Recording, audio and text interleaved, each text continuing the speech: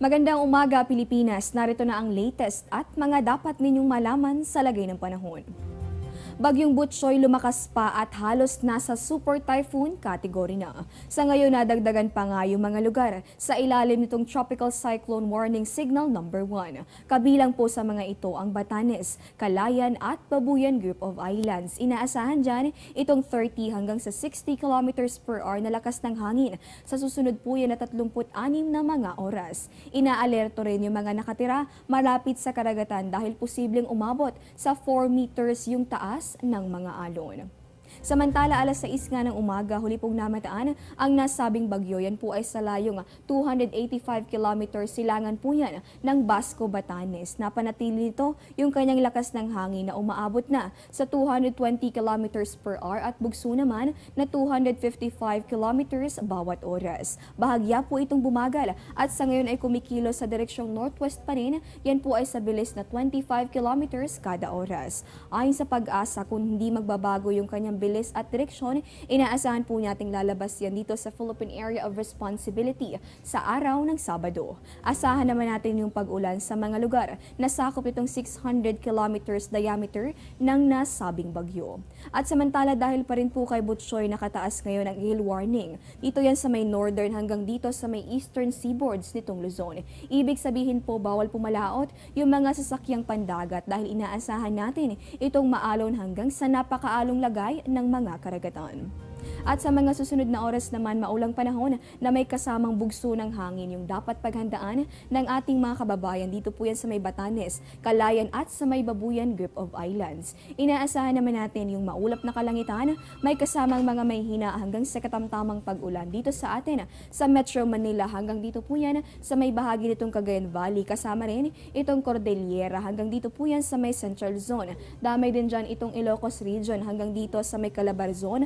Pati na rin dito sa may Mimaropa. Ayon pa sa Pag-asa, same weather condition itong iiral. Dito po yan sa buong Visayas. Hanggang dito po yan sa may bahagi nitong Zamboanga Peninsula, Northern Mindanao, Caraga at sa may Davao Region. Sa nalalabing bahagi naman itong ating bansa, inaasahan natin itong generally fair weather condition. Ang ibig sabihin po niyan, posible pa rin yung mga pulo-pulong pag-ulan o pagkidlat at pagkulog, lalong-lalo na sa hapon o kaya naman ay sa gabi. So kung mapapansin po natin, maulang panahon itong inaasahan dito sa malaking bahagi ng ating bansa. Kaya naman kahit pa po nasa dulong hilagang Luzon lamang, yung ating bagyo, pinapalakas kasi nito yung habagat na siya naman nagdadala ng mga pag-ulan. Kaya naman paalala po, huwag kalilimutang magdala ng payong at mga panangga sa pag-ulan saan man ang inyong mga lakad. Diyan lamang po kayo, magbabalik pa kami matapos ang isang paalala. Life is a journey. Each morning is a step closer to our goals. Every day, we discover new things, new meanings, new heights.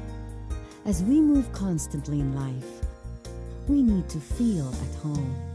That is why we surround ourselves with things that give us reasons to enjoy and cherish life to the fullest. The Luxent Hotel.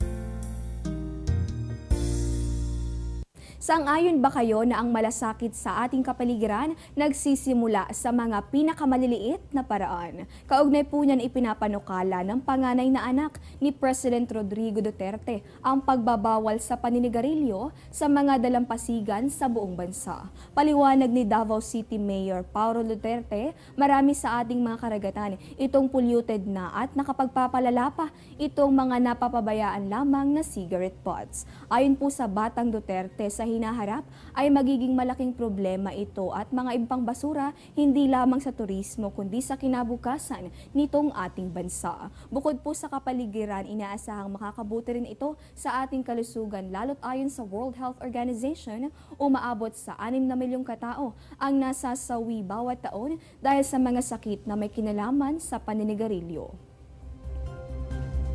At yan po muna ang latest mula rito sa Pag-asa DOST. Ito po ang Panahon TV kung saan walang pinipiling panahon ang pagbibigay impormasyon. Ako po si Desiree Jonio. Magandang umaga po at mag-ingat po kayo.